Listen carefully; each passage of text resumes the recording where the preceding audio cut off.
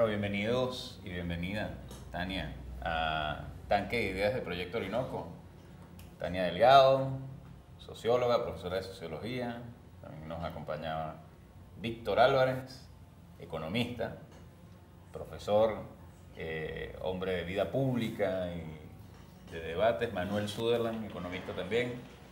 En este Tanque de Ideas, hoy quería traer como el centro del debate el tema económico venezolano, y como ni Tania ni yo somos economistas, queríamos tener con ustedes una conversación que tal vez pueda parecer un poco cándida a veces. Podemos hacer preguntas de esas un poco básicas, pero tal vez la ciencia económica es de las ciencias sociales la que más está presente tal vez en nuestra vida cotidiana. Todos estamos en contacto con la ciencia económica, pero no todos manejamos los conceptos, las ideas, etc. Y a veces es bueno tener un poco, creo yo, ese intercambio y diálogo entre los conocedores de la ciencia económica y quienes practicamos el día a día en nuestra vida, que somos todos las ciudadanas y los ciudadanos, pues. Y no sé, yo quisiera, como para contribuir con esta tertulia, planteando, oye, un tema que supongo interroga a todos los venezolanos y las venezolanas. La economía venezolana evidentemente es una economía que atraviesa y ha atravesado en los últimos años una crisis profunda, tal vez la crisis más severa económica de los últimos años, las últimas décadas. Y sin embargo, nosotros transitamos rápidamente de lo que llamamos un control de cambio. Todo el mundo sabe lo que es el control de cambio, la imposibilidad de comprar y vender legalmente dólares, a lo que pareciera ser una dolarización de la economía venezolana. Así como sin transición, sin explicación, sin anestesia, digamos, ningún tipo efectivamente de racionalización. Mi primera pregunta es esa: ¿la economía venezolana es una economía dolarizada? En los hechos sí, pues, ¿no? En los hechos hay una creciente dolarización, porque hay en estudios que se han hecho recientes en distintas ciudades, más del 50% de las transacciones se están haciendo ya en divisas, ¿no?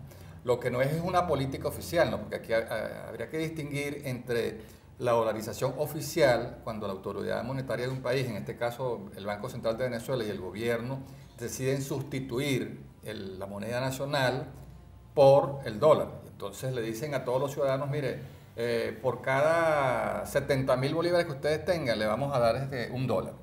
Y el dólar no va a circular más, y de ahora en adelante los precios se van a fijar en dólares, las operaciones de compraventa se van a hacer en dólares, usted podrá ahorrar en dólares, que son como que las funciones básicas de una moneda que dejó de cumplir el bolívar, ¿no? Porque aquí la mayoría de los precios ya se están fijando en dólares. Hasta una trabajadora doméstica ya te cobra en dólares, un plomero que te va a arreglar unas goteras en la casa te cobra en dólares, y por supuesto mucho más otras operaciones que tienen un componente importado, y que ese producto importado se compra en dólares. O sea, si le vas a mandar a arreglar las pastillas de freno al carro, esas ya no se fabrican aquí, se traen de afuera, y el presupuesto te lo pasan en dólares, ¿no? Pero esa dolarización de hecho es distinta a la dolarización oficial, ¿no? Cuando ya definitivamente el gobierno, la autoridad monetaria del país, decide sustituir la moneda nacional y asume entonces el dólar. Como en Ecuador. En Panamá, en Ecuador, en El Salvador, ¿no? Que son países que renunciaron a su moneda.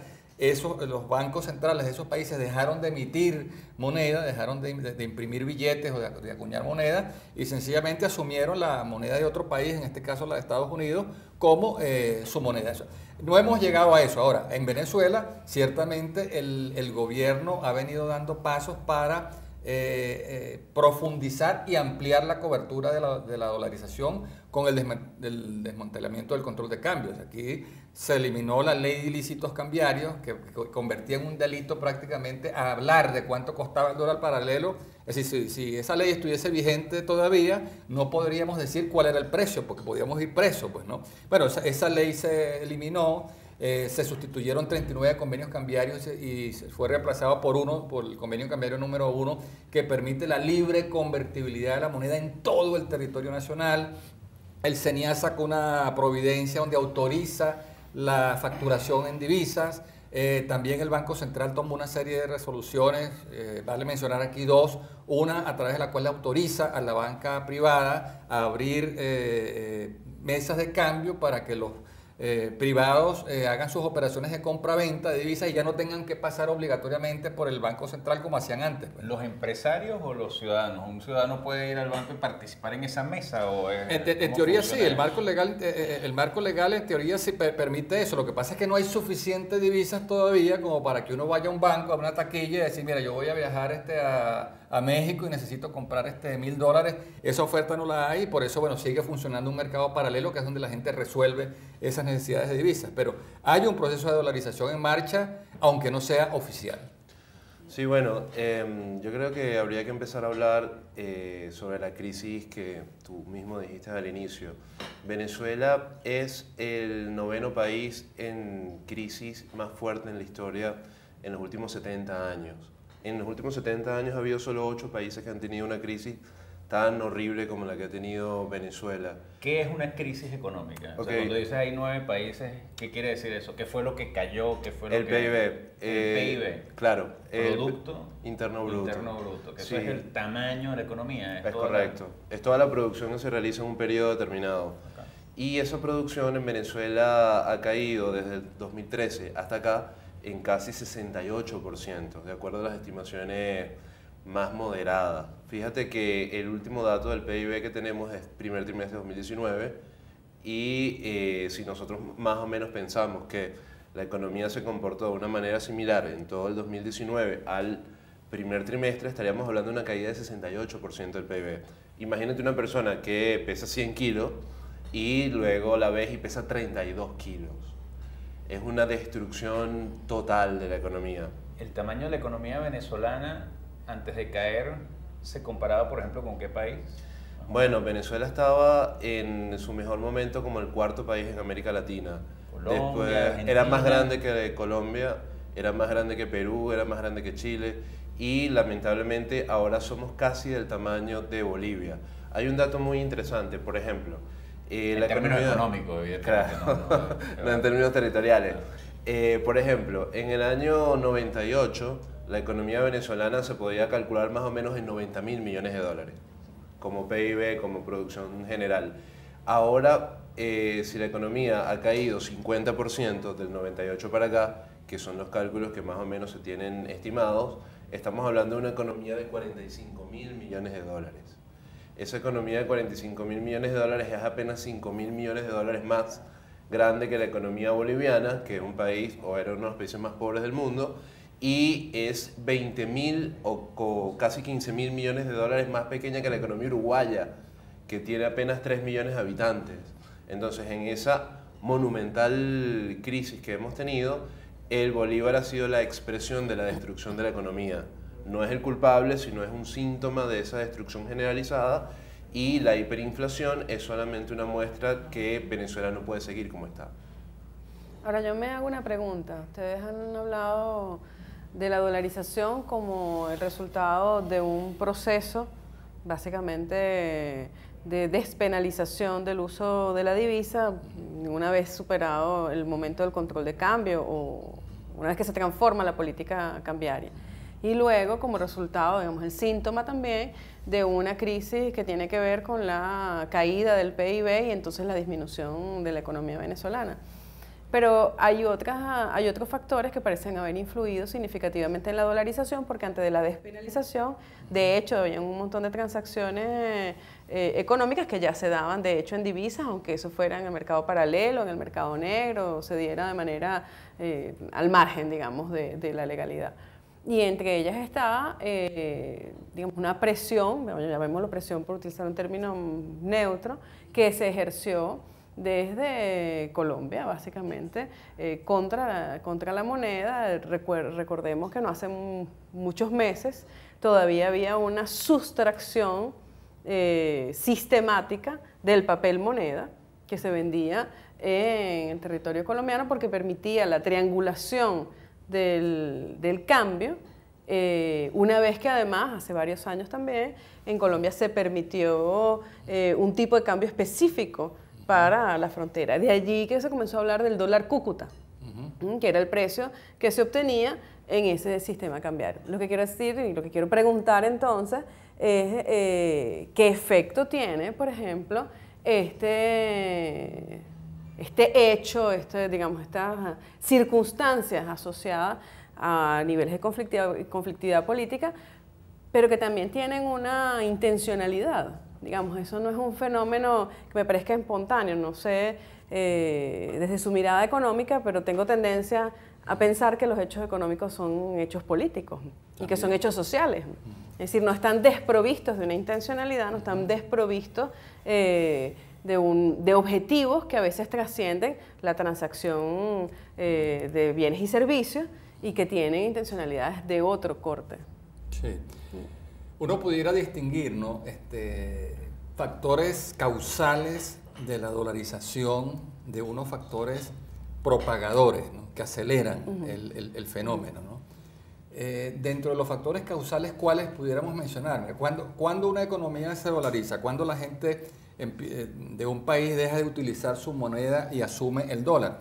Bueno, cuando hay procesos inflacionarios o hiperinflacionarios, ¿no? Donde el trabajador, cuando le pagan su semana o le pagan su quincena, sabe que la semana siguiente esa quincena no le va a alcanzar para comprar lo mismo, y que una forma de proteger el poder de compra de ese ingreso familiar es, bueno, convirtiendo ese ingreso en bolívares en dólares, ¿no? Pero eso pasa cuando los precios están subiendo muchísimo. O sea, una persona que tenga un almacén, que venda ropa de bebé o que venda artículos deportivos en un centro comercial, y si esos artículos deportivos son importados, ¿no? Y esa persona los vende en bolívares, ¿no? Cuando él obtenga el ingreso por haber vendido, por haber liquidado su inventario, ¿no? Y los vende en bolívares, ¿no? Cuando el proveedor le llegue dentro de un mes a reponerle el inventario, seguramente le va a pasar la factura en dólares, ¿no? Y resulta que en ese mes el dólar debe haber subido de 30 a 40 o de 40 a 50, lo que hemos visto, y entonces esos bolívares que él facturó ya no le alcanzan para comprar la misma cantidad de dólares y para reponer el mismo inventario. Entonces, si él tenía 100 chores deportivos, a lo mejor podrá reponer 80 y después podrá reponer 50. Claro, entonces la reposición se hace cada vez más difícil. Por eso, cuando todavía no se había dolarizado la economía, se hablaba del costo de reposición, de que el empresario, el comerciante intentaba reponer su inventario al costo de reposición.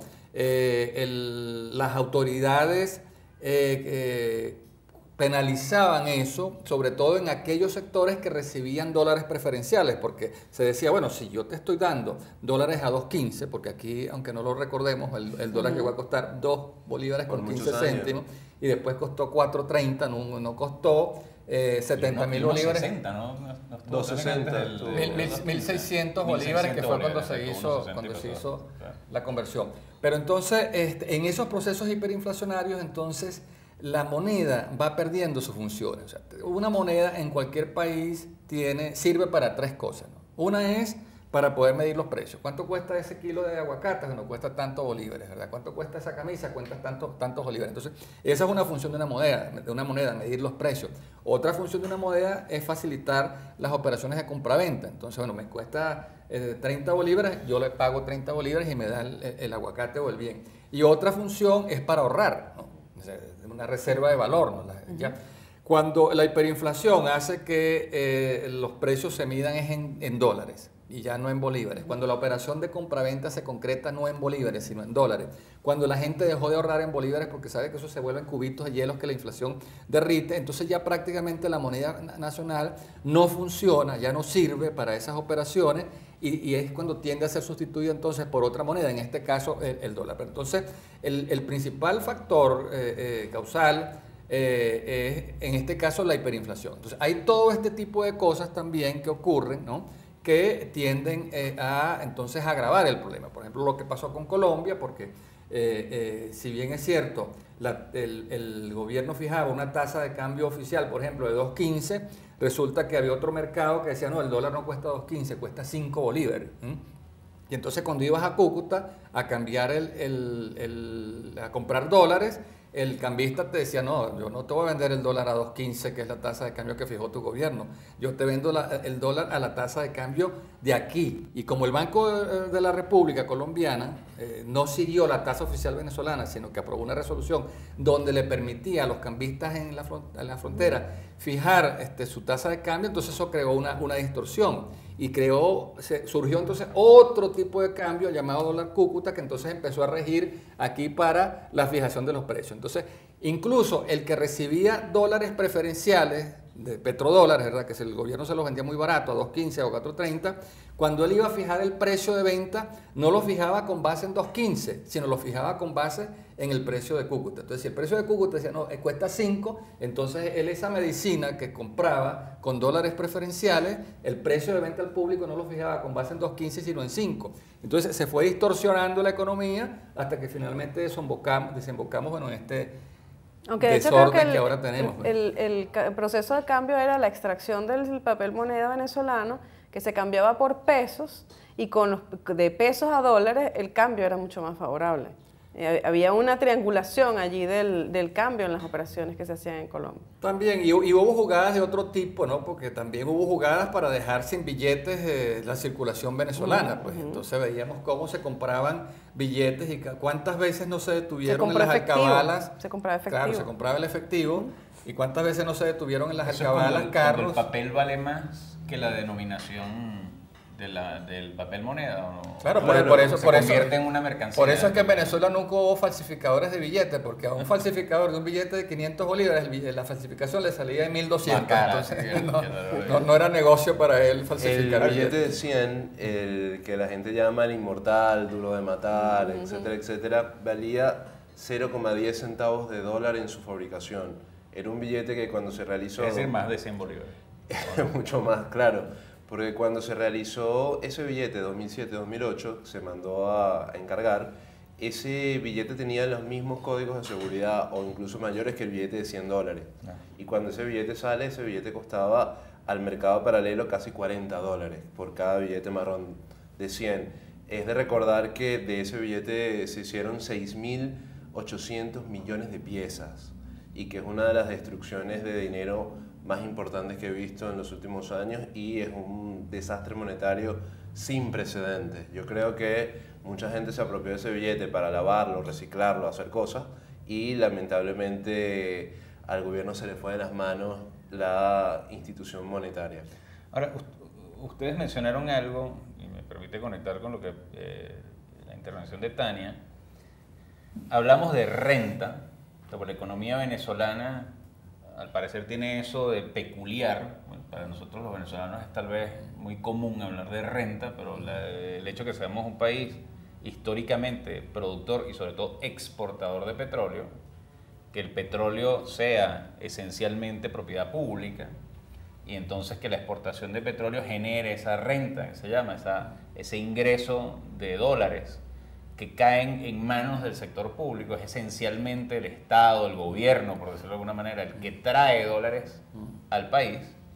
Eso crea aparentemente como una situación un poco distinta del resto de los países. En el fondo es el gobierno, por simplificarlo de alguna manera, el que distribuye los dólares en la economía, cuando en otros países, por ejemplo, son los empresarios privados o el sector privado los que exportan y traen dólares a la economía.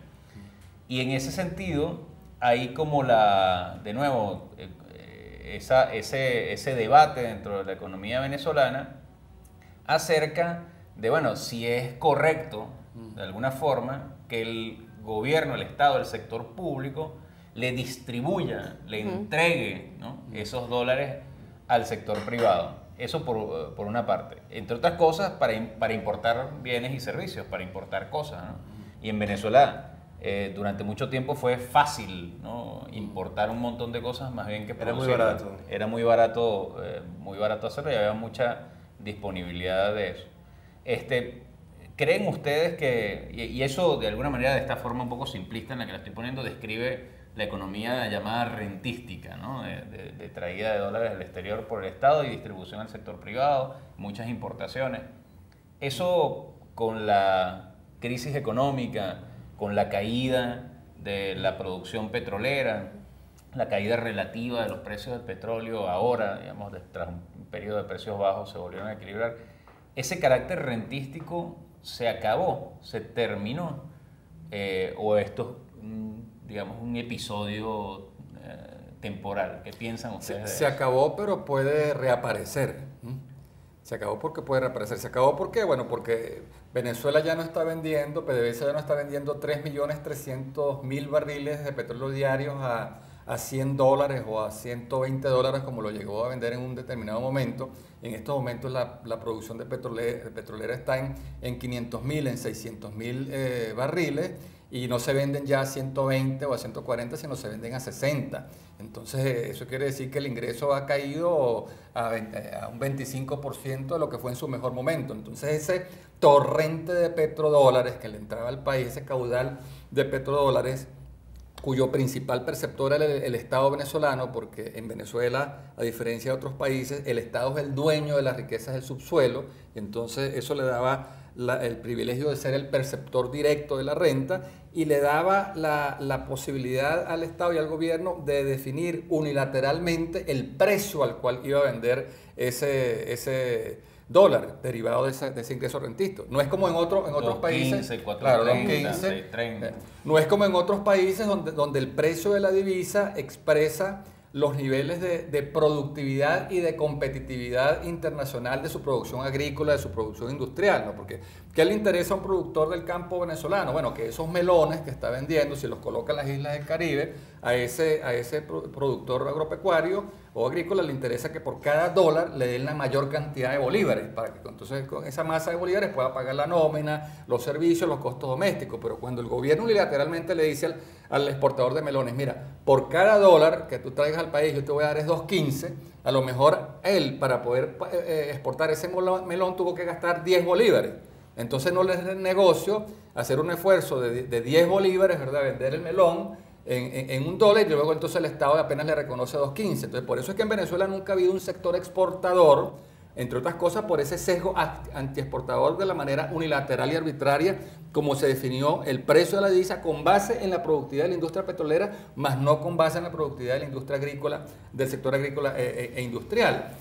Ahora que ya no hay ese torrente de dólares, ¿no? Mientras el país estuvo ahogado en petrodivisas, el gobierno se daba el lujo de venderla baratísima, pues 2.15, 4.30, 6 bolívares por dólar, 10 bolívares por dólar, ¿no? Y lo utilizó como un instrumento de dominación, ¿eh?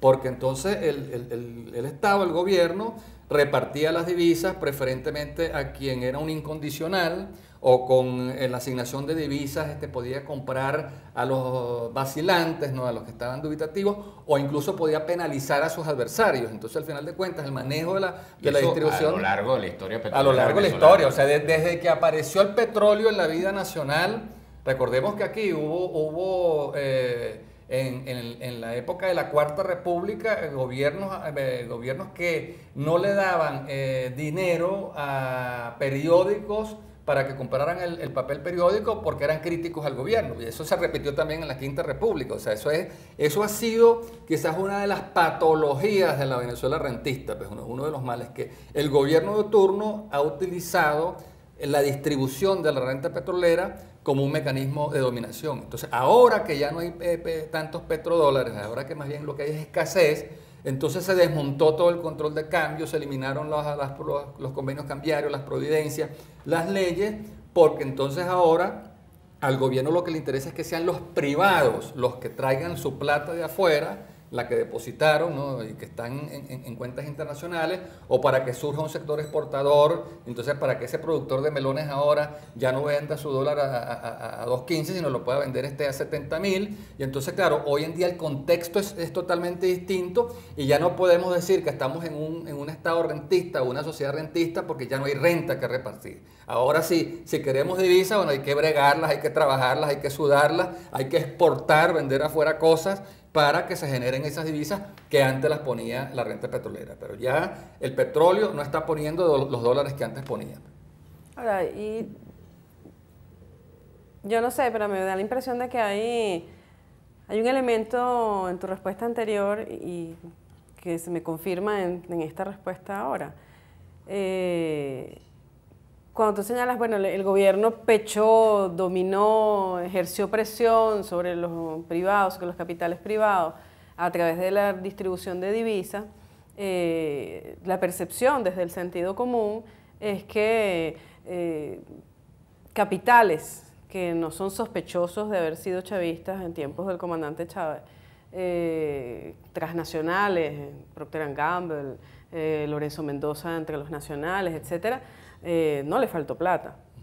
Pero además hay otro elemento allí, que es que durante todos los años que recibieron las prebendas de la renta petrolera, lo sabemos también, es un secreto a voces, quizás lo voy a elaborar desde el sentido común, pero el hecho es que esos capitales recibían grandes cantidades de dinero para importación de bienes, se sacaba ese capital muchas veces con unas importaciones sobrefacturadas, es decir, se fugaba ese capital que el Estado había otorgado, independientemente del gobierno, había otorgado para la importación de bienes, se ponía a usufructuar ese capital fuera, en otras inversiones, en otros negocios, consumo personal, como sea, pero en todo caso ni se importaban los bienes necesarios, ni se reproducía ese capital en Venezuela.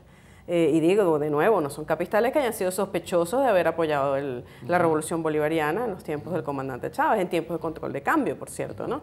Y las más grandes cantidades de divisas se les otorgaron justamente a ellos. Y eso, además hay listas, ¿no? Cuánto recibió la Toyota, cuánto recibió la Procter & Gamble, cuánto seguía recibiendo Mendoza, por cierto que sigue recibiendo. Y aún así, es decir, nunca en contra de su ganancia, pero bueno, eso es una máxima de la economía capitalista, esos mismos capitales contribuyeron con la especulación, contribuyeron con la escasez, contribuyeron a la desarticulación de la industria, es decir, no invirtieron su capital aquí. Digo, lo que me parece es que en la mirada de la crisis, en la mirada del proceso de hiperinflación, en el proceso de escasez, en el proceso de especulación, a mí me siguen faltando, como en el engranaje del análisis, también la participación o la omisión de estos actores que son fundamentales. Y ciertamente eso pasó, pues, ¿no? Porque el problema de los controles es que entonces ofrecen toda una serie de incentivos perversos, ¿no? de tentaciones en las cuales todo el mundo termina cayendo, ¿no? Porque entonces es una tentación para el importador, el empresario, que va a recibir dólares baratos, ¿no? Y que va a importar alimentos o medicina, sobrefacturar, ¿no? Decir que va a traer más de lo que realmente trae. Pero eso no es una tentación, eso es corrupción. Claro, pero es el incentivo perverso, ¿no? El incentivo perverso que genera la corrupción. Y no es solamente el que sobrefactura, es que ese exportador de melones del que hablábamos antes también no sobrefacturaba, él actuaba con la lógica contraria, él subfacturaba. Entonces, si él vendía 1 millón de melones, Claro, 1 millón de dólares, el exportador, entonces decía, no, pero yo no voy a declarar que vendí 1 millón de dólares en melones, voy a declarar que vendí 500.000 para dejar los otros 500.000 afuera. Entonces, así como había un incentivo perverso en el importador de sobrefacturar, en el exportador había un incentivo perverso de subfacturar. Muchas empresas que cuando se implantó el control de cambio no tenían $1 en deuda externa. Bueno, se inventaron deudas externas para que el gobierno se las reconociera y le diera divisas para pagar una deuda externa. Es que mira, hasta los famosos raspacupos, ¿no? Acá, ¿cuánta gente nos agarraron en el aeropuerto con un maletín con 50 tarjetas de crédito? Porque recordemos que nosotros los venezolanos, todos hemos sido rentistas, los que teníamos tarjetas de crédito, llegó un momento que disfrutábamos de $5.000 y el que no la gastaba, un vivo que descubrió el negocio, dijo, dame acá tu tarjeta que yo voy allá a Panamá o Ecuador, paso los $5.000 y luego vendo esos $5.000 que compré a 2.15, los vendo en 5.000. Entonces, los controles, mira, terminan generando cada clase de incentivo a la corrupción, que quien termina desfalcado y arruinado es el patrimonio público, las reservas internacionales, que es lo que hemos visto y lo que ha pasado en el país. Ese ha sido el balance de este control.